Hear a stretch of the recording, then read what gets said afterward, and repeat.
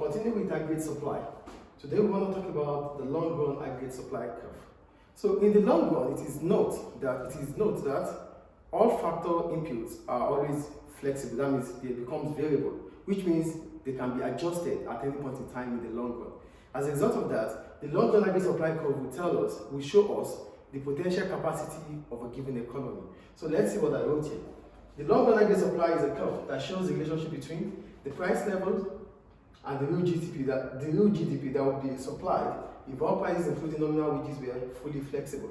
Because in the long run, all factors remain variables, so that means they are flexible, they can be adjusted.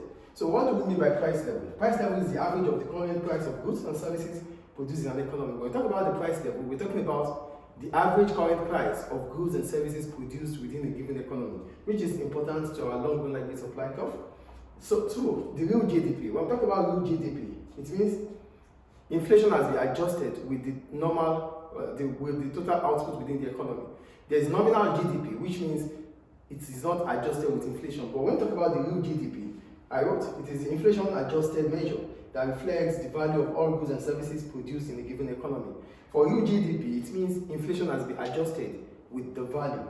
Then we have the nominal wage, which is the wage that has not been adjusted with inflation. So we need the wage that has not been adjusted with inflation, we need the GDP that has been adjusted with inflation, and we need the price level when we are talking or when we are considering the long run aggregate supply curve. Because this is where the suppliers within the economy will be able to produce goods and services to their fullest capacity. So, however, in the long run, aggregate supply is fixed at a given level of real output. Because why is aggregate supply fixed at a given level of real output? Because firms will have run into capacity constraints. So, in the long run, remember that in the long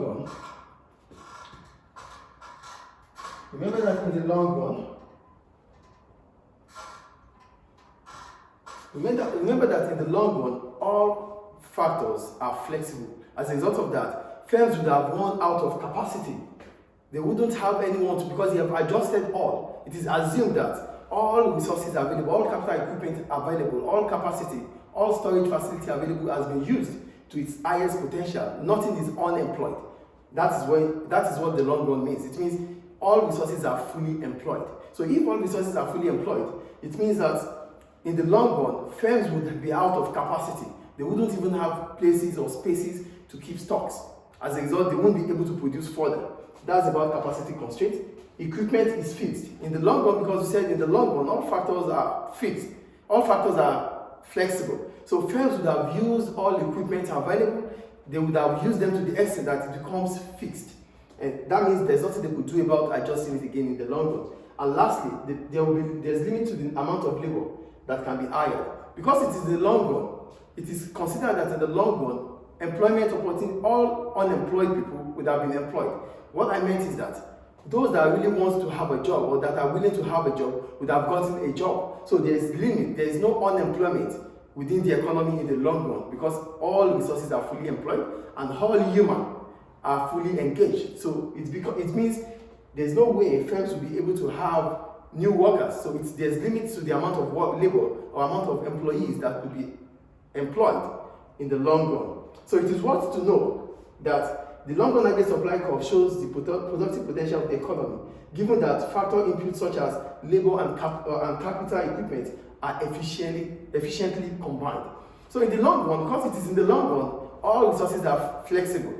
And as a result of that, the economy will be able to reach its full potential. But to reach the full potential, it would have meant that all unemployed people are employed. All capital equipment are fully utilized. So it is difficult in the long run to change all these things because they are all fully engaged.